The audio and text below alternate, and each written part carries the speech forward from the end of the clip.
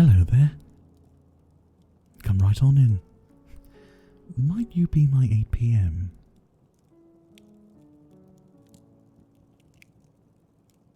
Excellent. I trust you didn't have too much trouble finding your way here. The rain is relentless, and in the dark it can be a real challenge to find this place. But you're right on time. I appreciate you willing to meet me at such a comparatively late hour. It is a bit unusual, I know, but I find this kind of work is well suited for the evening hours. It suits me too. The dark and the quiet, the distance from the daily hustle and bustle. Now, I'm afraid I've become more or less nocturnal over the years. You've cleared your schedule for the evening, yes? Nowhere to be directly afterwards, no big plans waiting for you? Good. That's very good. There's no real way to predict how long this will take, and it's important not to rush things. You have my complete and undivided attention, and I'm very grateful that you've chosen to give me yours. So please, settle in, relax, and make yourself comfortable. You're welcome to sit on the couch behind you.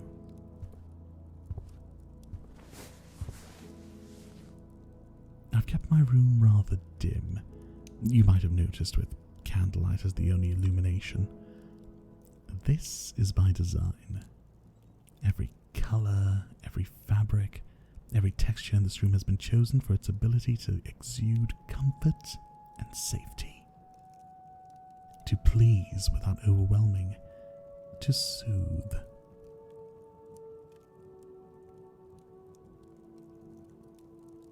Comfortable? Good. Allow me to pour you some tea.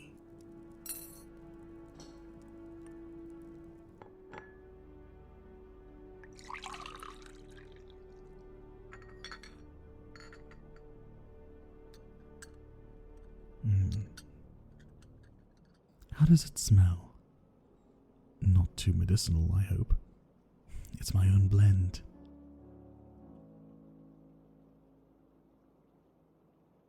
Oh, just a bit of this and that. Celastrus, chamomile, skullcap, mugwort, blue lotus, and a touch of honey for flavour.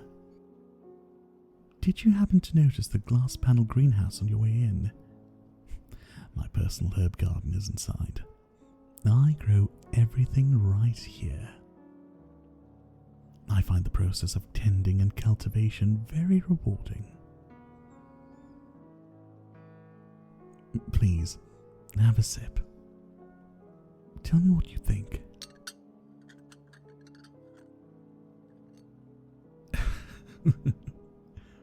Well, you're not grimacing, so it must not be too bad.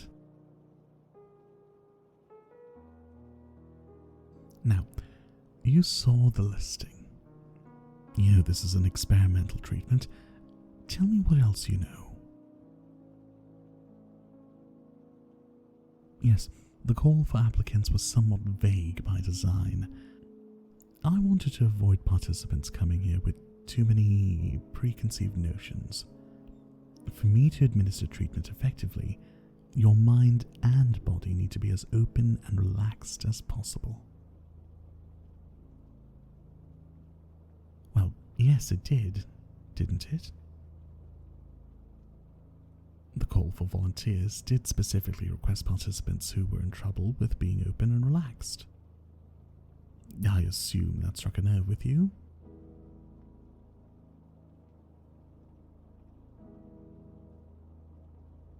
Of course it did.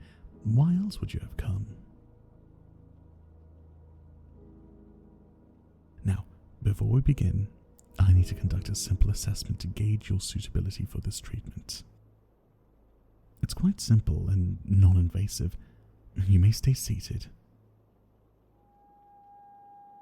I will need to be close enough to you to interact with and assess your energy field.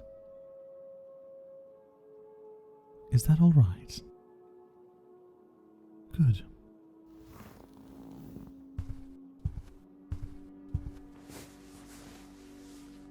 All right. So, my hands won't touch you, but you might feel some warmth where they pass close to your skin. I'm going to start here, hovering just on the top of your head, just an inch or so away from your scalp. Interesting. All right. Now I'm just hovering my hands over your forehead, just sensing the pliability, the resistance of your unique energetic signature. I'm only putting on the faintest bit of pressure on it, knocking on the front door of your mind, so to speak, except save for maybe mild tingling sensation. Down to your ears, down to your neck, then shoulders. Ooh, oh, how curious. Down your upper arms, then forearms. I'm going to try and pull on it a bit here, see if I can.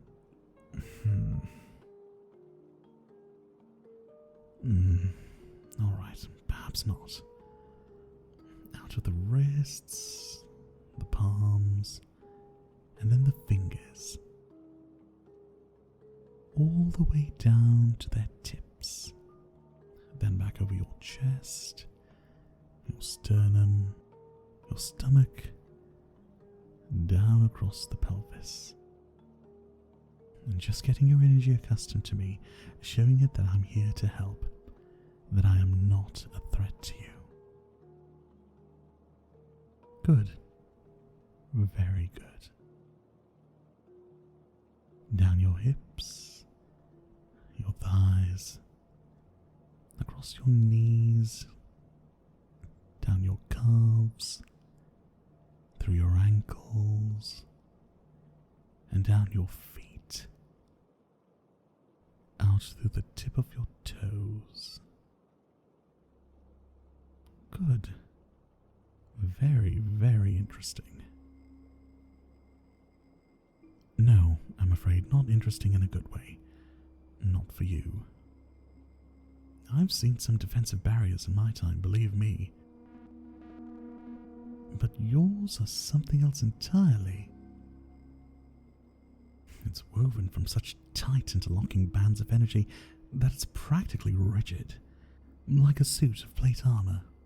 A healthy barrier, for comparison, should feel fluid and flexible, moving freely with the body and shifting in porosity and hue in response to the emotions you experience. It should be somewhat permeable but stable, and kind of springy. When I press against it, as I'm doing now, just over the center of your chest, it should give slightly, then spring back into place. Yours barely moves at all. It's so locked down, so expression averse. One might begin to wonder whether you're feeling anything under there at all.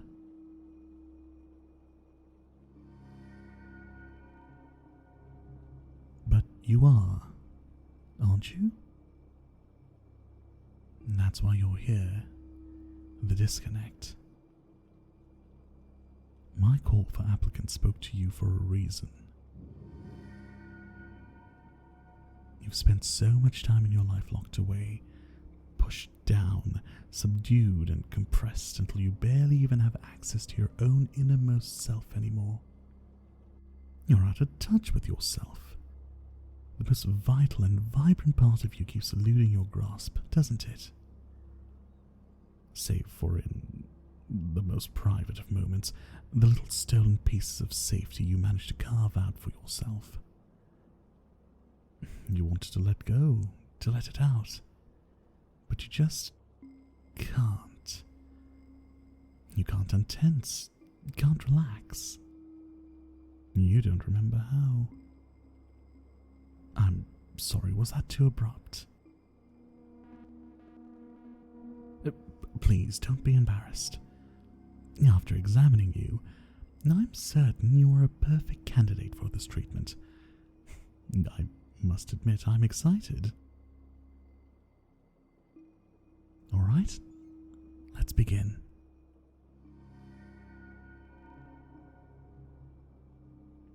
First, let me feel your face. I just need to check. Oh, my. Look at those eyes.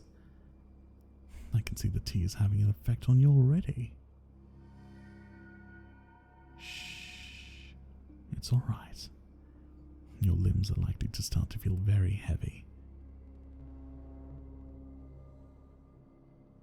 Allow them to sink back into the fabric of the couch. Relax. Your control over your body is fading rapidly. Fighting it won't help. There's truly nothing you can do. Try to find some peace with that.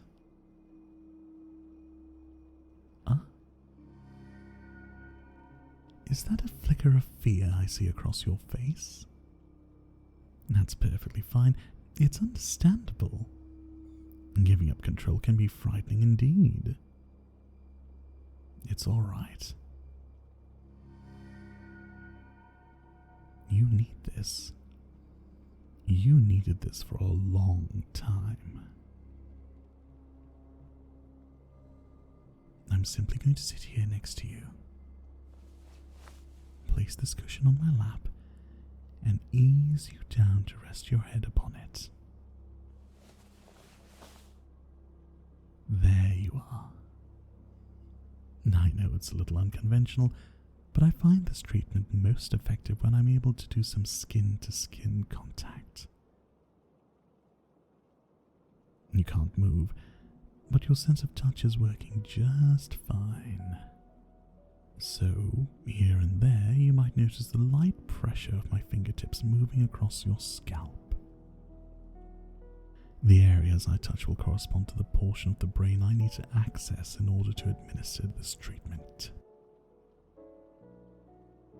It'll probably feel a little bit like I'm playing with your hair and giving you a light scalp massage.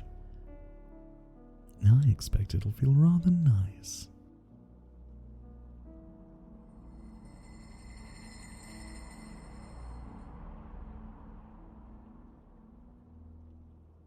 Oh dear. Are those tears I see welling up in your eyes? Well, that's perfectly fine. You can cry as much as you need to. Such release is good for the body and mind. You can let it out. It certainly won't discourage me.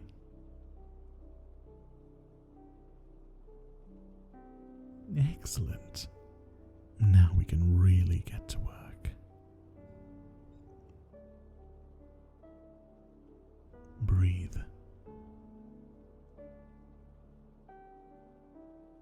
Relax. Soften. Unfurl for me.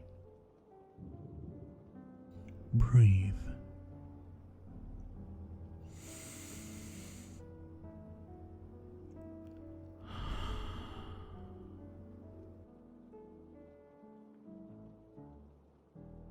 Good. Very good.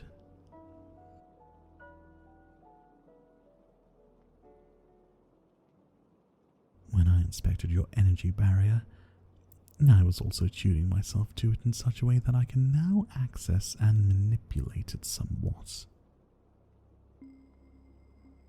It's a particular skill of mine that I've worked on very hard to cultivate. Although, I must say, your barrier is particularly troublesome to interact with, as closed and protective as it is around your being.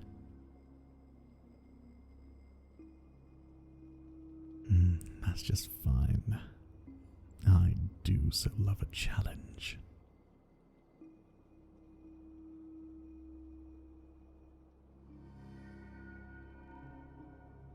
All I need to do is find a place where all this pressure, all this rigidity,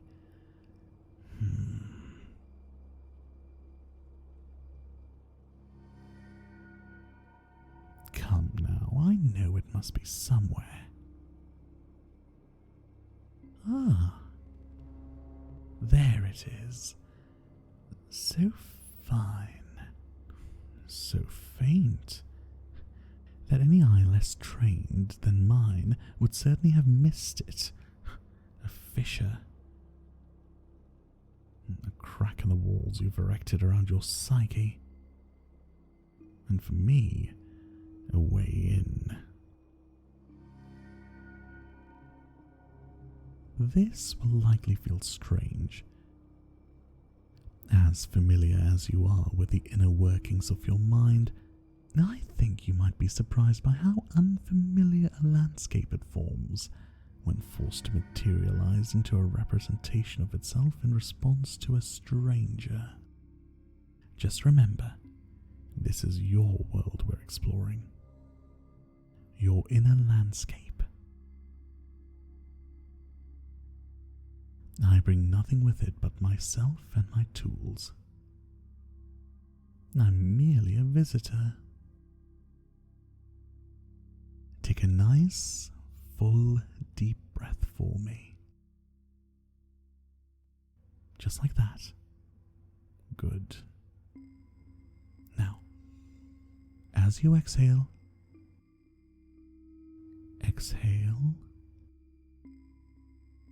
I'm just going to slip right in. Yes.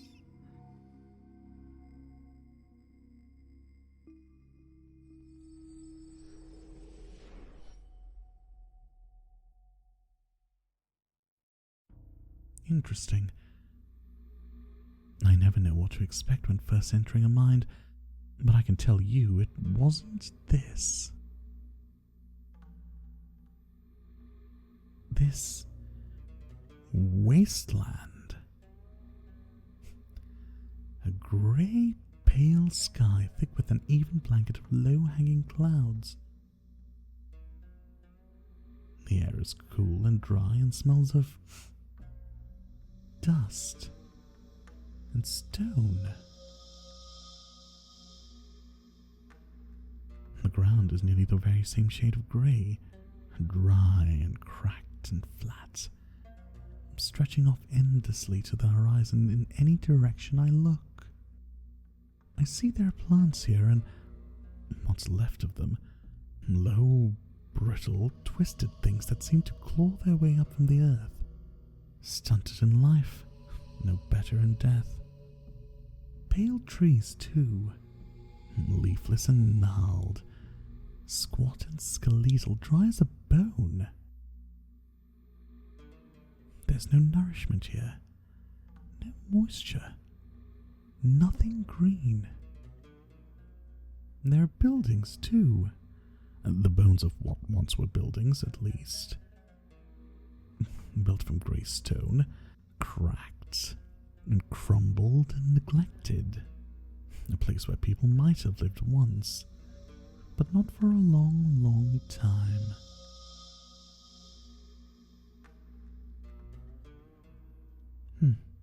There are no footsteps in this fine grey dust that's settled over anything, none but my own. Even those are wiped clean the moment the wind blows, erasing any trace of my passing as I walk through around these silent ruins. Through these spaces that were once roads, perhaps. Through these stones that were once homes. Nothing lives here. This place whispers to me on that empty wind. This world cannot sustain life. But it did once, didn't it? I understand what this is. This lifeless borderland. This space exists to insulate you, to turn away your visitors by signaling that there's nothing for them here. Every bit of interest and personality carefully scraped clean and left bare to the ravages of time and neglect.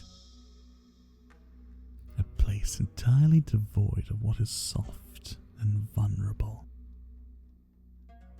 Now I have nothing for you, this place tells me. There is nothing to me at all. But I know better. I know that you've hidden yourself away. And I'm going to find you, no matter how still or small and silent you make yourself. I will draw you out. There is nowhere you can hide that I cannot find. I just need to find my way forward. And there's always a way forward.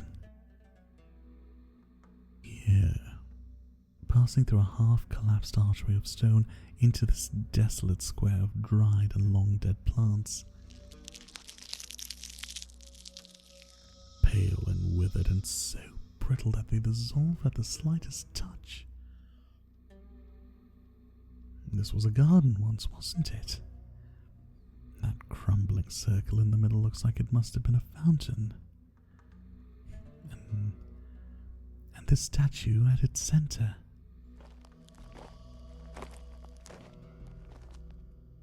Cracked and worn as it may be, it still carries your likeness well. From where did the water flow when this place was green? From here? Your carven downcast eyes? Maybe from here. And these lips, frozen in stone. Traces of mineral flow and sediment remain. I can feel that texture beneath my fingertips. I know there's more to you than this. I can sense a hint of what remains. The barest twitch of a wry smile, a pulse of anger in the set of your jaw, in the curl of your fingers into the meat of your palm, something fierce and bright that flickers, ever so briefly, behind the shaded light of your eyes. Do those sound like the observations of someone who's known you for longer than the time that has passed since you arrived here?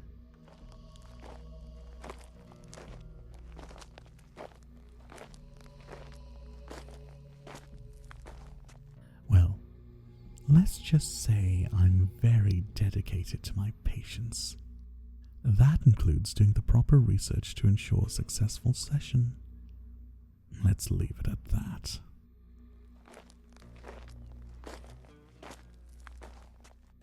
Here, if I sweep aside this dead foliage, this dust, and this garden long abandoned,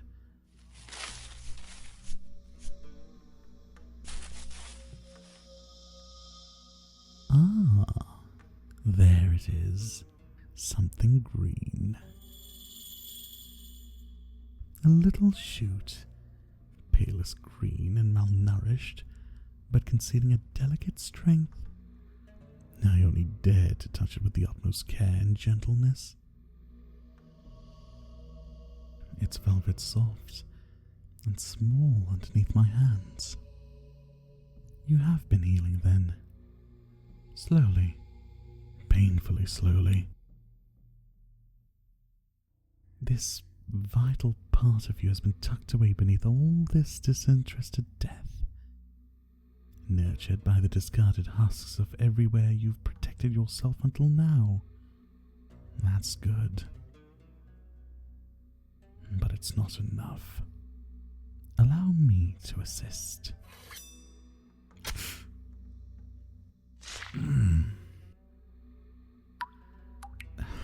There. A few drops of my life's blood spattered upon the soil where this little life struggles towards the absent sun. Isn't it striking, the rich crimson against this pallid earth. Drink deep, little one. I know you must be thirsty. Swell and surge. It's only a small taste, but it'll awaken in you a hunger that has been dormant for far too long. Remember what it is to grow, to reach, to yearn, and act upon that yearning. To expose something fragile and trust that it'll be well cared for. You see, even now this little sprout begins to unfurl. Good. Very good.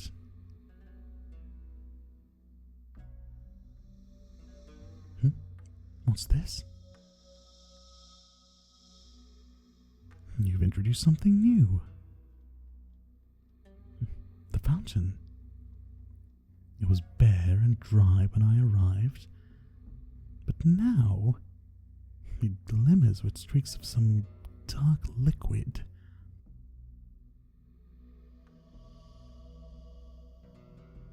Ah, the statue. Its cracks are brimming and overflowing into the basin below, pouring forth like blood from innumerable lacerations. Too thick, too opaque to be water, and as black as the dead of night. The way it churns and burbles and coats all it touches. Do you mean to frighten me?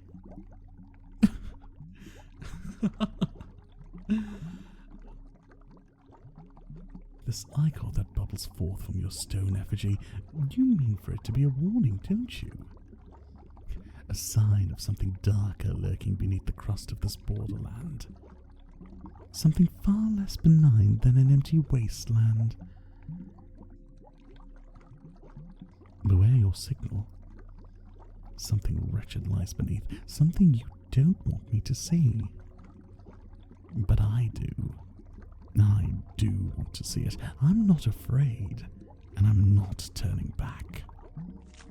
This dark liquid clings and sucks at my feet as I wade through it to the weeping, bleeding statue.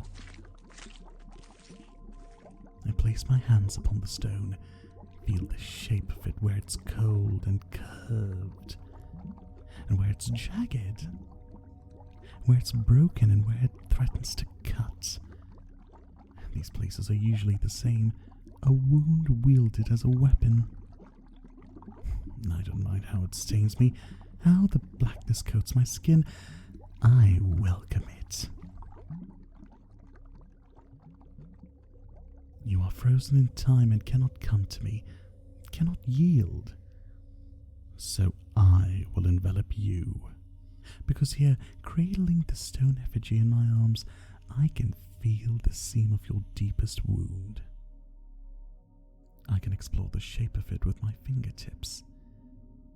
Feel how the ichor bubbles up from within, like a spring so desperate to break free from this knotted locus of suffering at your core.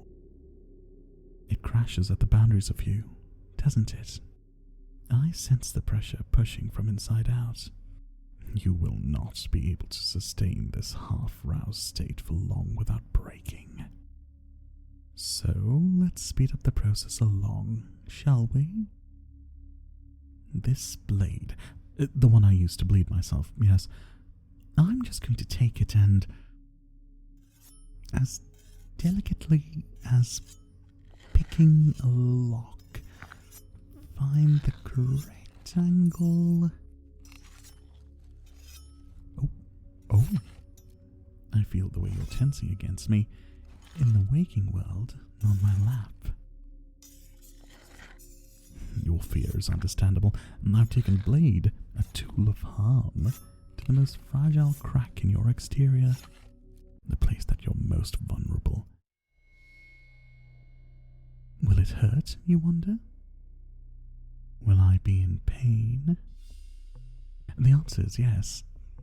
I never promised I wouldn't hurt you. There will be pain. It'll all be a good pain, like setting a bone. But pain pain nonetheless. You cannot stop it. You cannot fight it. All you need to do is relax and remember to breathe as I insert the blade deeply, deeply into this black-stained shell of stone. Yes, you can cry out. It's perfectly all right. Good. Very good. Let it press into you. Let it penetrate your core. Feel the strangeness, the otherness, the newness in a place that you kept hidden for so long. And let it shatter around you.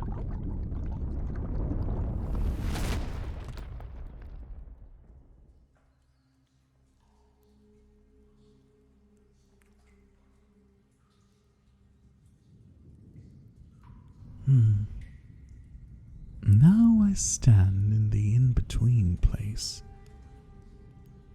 The space within the walls of your mind that you've created to defend yourself from anything that might manage to get past those barren borderlands.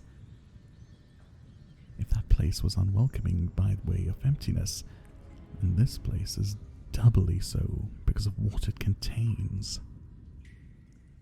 A place that says, you are not wanted here. You are not safe. You will be hurt if you stay.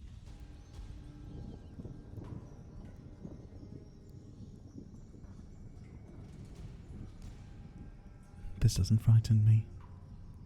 It's dark. The sky is rolling, angrily churning, lit from within by lurid flashes of pale electricity. The air is charged with it, thick and sharp with the scent of ozone.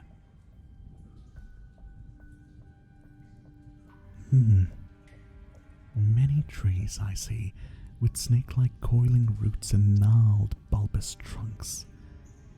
Their great limbs reach jaggedly upwards to that merciless eternal storm. They are dead, but their bodies still serve as hosts for the bloated fungal fruiting bodies that grow upon them, pale and flesh-like, and almost glowing in the dimness.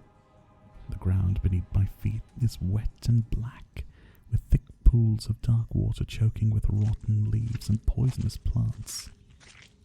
This earth sucks and squelches as I move, designed to slow me, to render me helpless. Here and there I see pale, darting shapes of little sightless creatures in the water, beings that have lived so long without light, they don't seem to need it anymore. What are they really, I wonder? Little thoughts and processes of the mind that you've cultivated to survive this harsh environment? Afforded not even the most basic of necessities of comfort and company. They need nothing but the rot you feed them, the rotting corpses of those who've tried to seek you out here before, and failed. I see the bodies. Oh, they are numerous. How many hearts have you buried here? Here in this black swamp?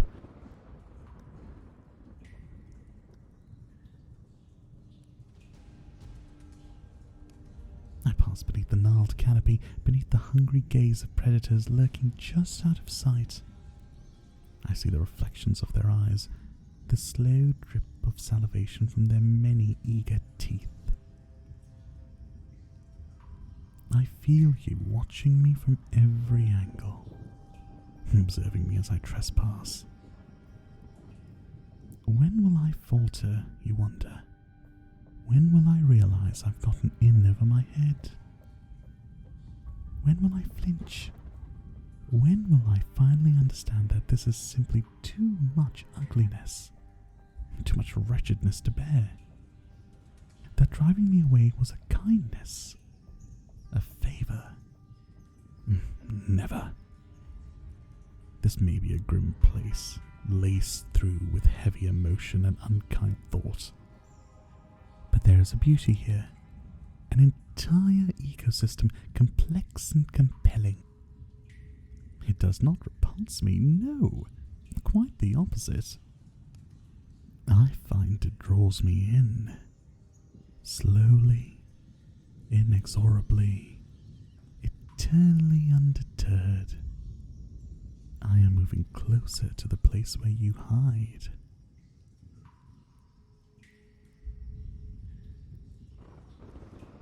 That angers you, doesn't it? I see your anger agitate this place. A malevolent wind stirs, cold and cruel. I see your anger forming in a sinuous, ravenous creature that emerges from the gloom before me. A powerfully built shadow thing that shifts and blurs and lurches forward with predatory intent. Come to me, then. I'm right here.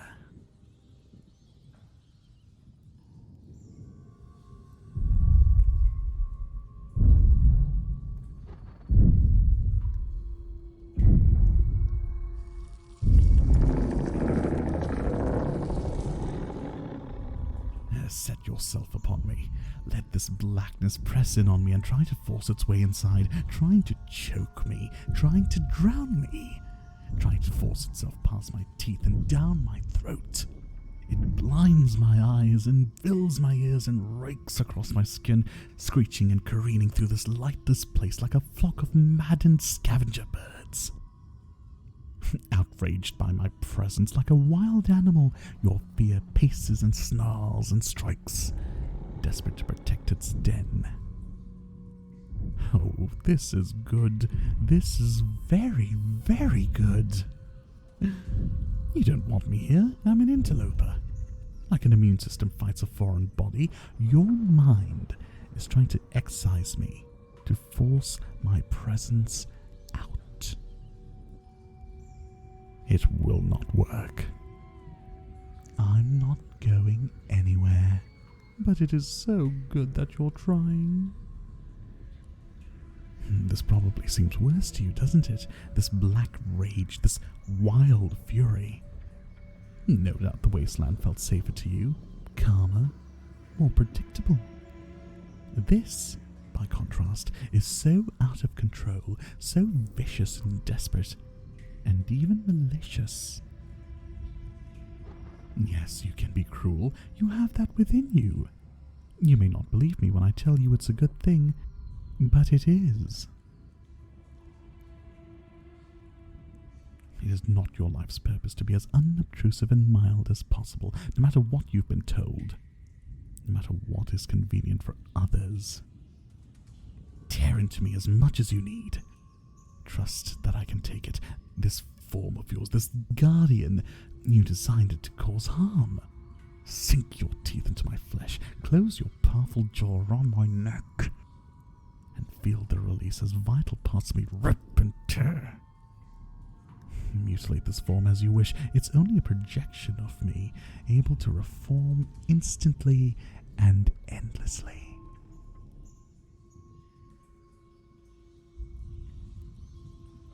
You cannot harm me in any way that matters, although I certainly invite that you try. My discipline is yours to test. See how your maw drips and reddens with my essence. My flesh parts easily beneath your teeth, your monstrous claws. Yes, I welcome it. Take your fill.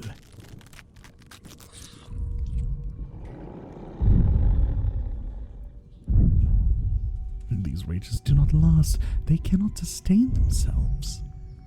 Already the creature slinks away, spent for the time being, dissipating to wisps of dark vapor, now that its purpose is served. I admit, I'm somewhat sad to see it go. You make for a truly beautiful monster. This dark and churning sea will calm. The deluge will fade into a drizzle. When the storm passes, only we will remain, whole and still, standing in the gentle rain.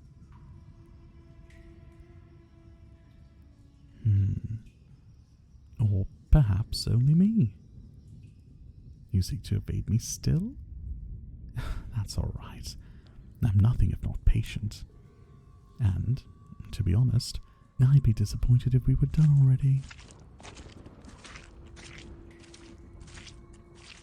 What's this? A light. Dim, but certain. Visible through the twisting branches and vaporous gloom. A warm light. A fire? Let's see what you have in store for me next.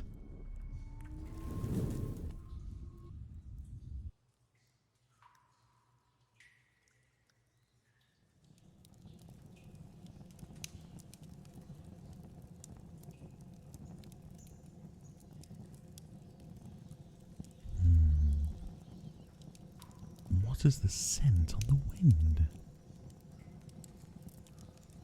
Something burns. There's smoke and sweetness and a slight sharpness that almost stings.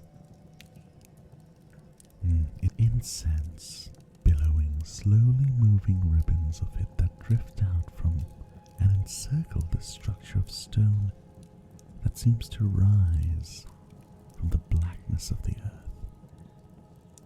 Cedar and rosemary, and do I detect wormwood? The smoke is a warding measure, then. The flames that flicker in the hanging braziers that line this little temple form a protective circle of sorts. I climb the marble step that rises from the muck of this place, surprised by the cleanness and the warmth of this little sanctuary.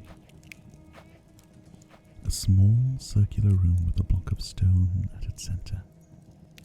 A sarcophagus. A shrouded figure carved from stone reclining atop it, half concealed by choking growth of thorn and vine. That scent beneath the incense. Green. Floral. Someone has strewn flower cuttings throughout this little chamber. Branches of pale blooming blackthorn, pink oleander, juniper needles, and asphodel. Scattered but purposeful.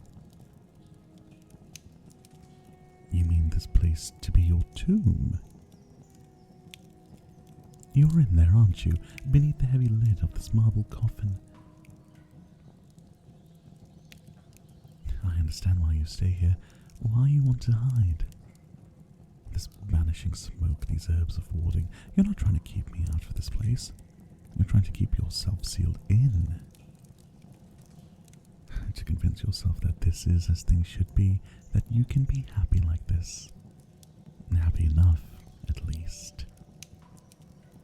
But you cannot. I will not let you settle for this.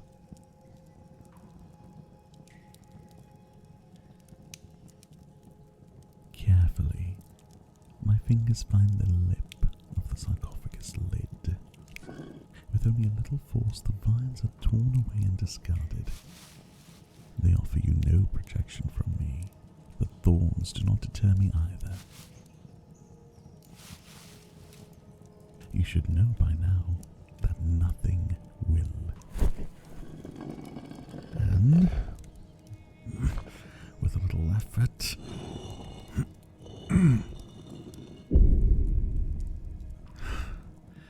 the lid is pushed aside. Well, you've surprised me again. I thought I'd find you laid to rest here, still and cold. But it's a passageway down into the earth. Intriguing. The walls are wet, warm to the touch. I can feel them pulsating ever so slightly just here where I placed my hand. That scent. Salt and blood and something unrecognizable. Ancient, somehow, like the wind carried over a primordial sea. Well, I'm certainly not stopping now. I will descend.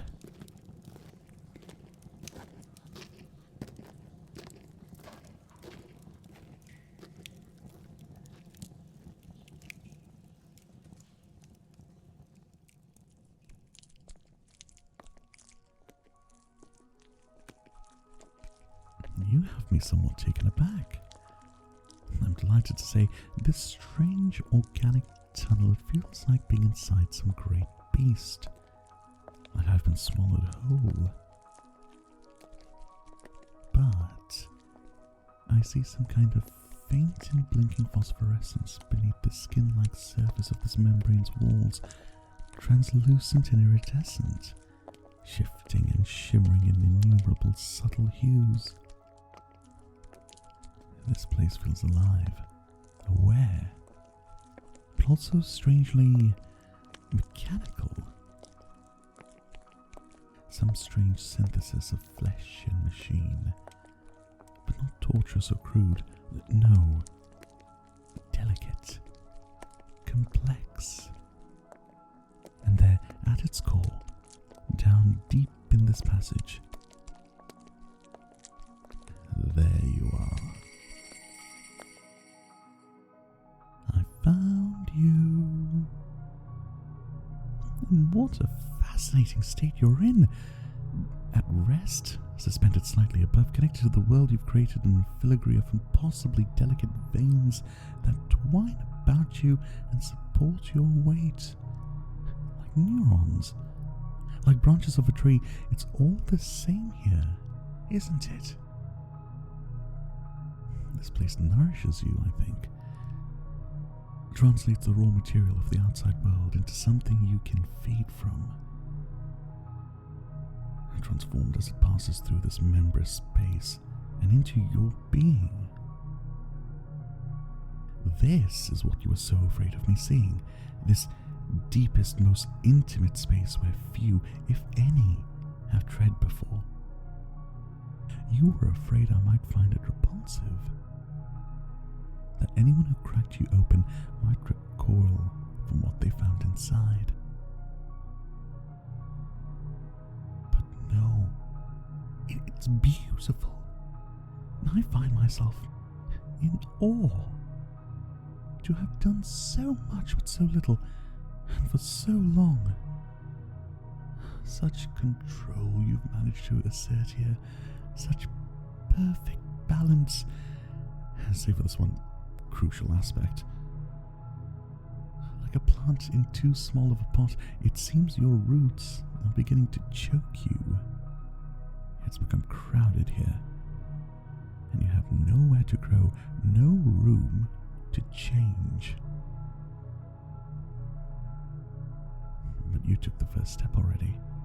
Before all this, out in the waking world, you reached out to me.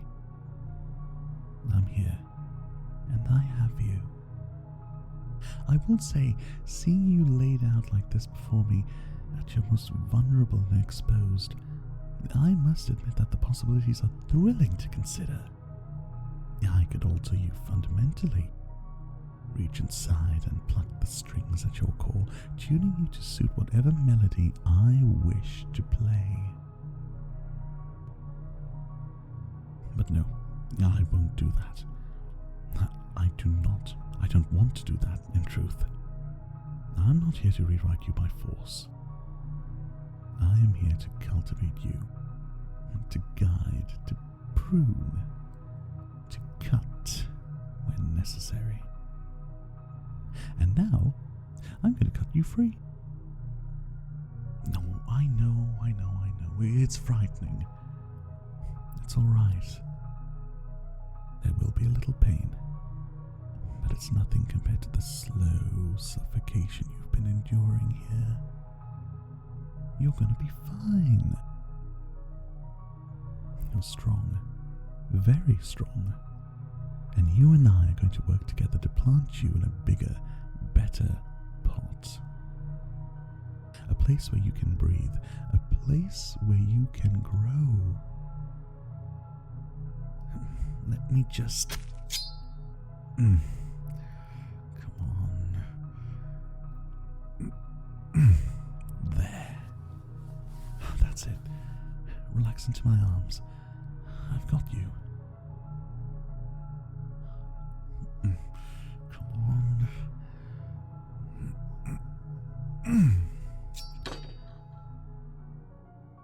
I'm sure this feels very strange, letting go of what sustained you for so long, but that's what must be done when it no longer serves you. When it begins to do you harm. It's alright. You could lean on me fully. I can easily support your weight. You are perfectly safe.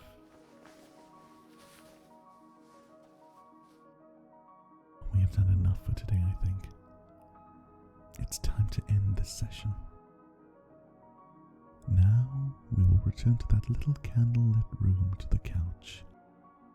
Back into your body, into your waking mind, your conscious thoughts and familiar external world. Feel the cushion beneath your body, beneath your cheek, the weight of your limbs. Come back to yourself. Inhabit your body fully. That's it. Good. Breathe. How do you feel?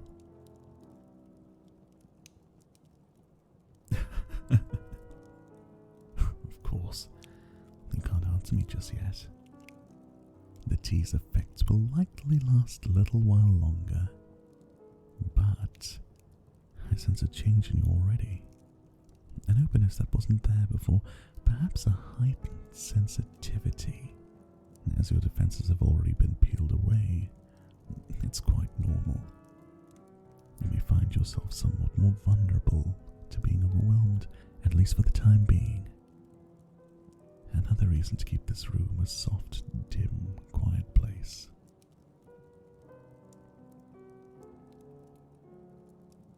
Rest here now. Relax. And when this trembling stops, revel in the work you've done. Be proud of what's been accomplished in just one single session. Be proud of yourself. You did so very well. Now sleep. Sleep. That's it. Close your eyes and sleep.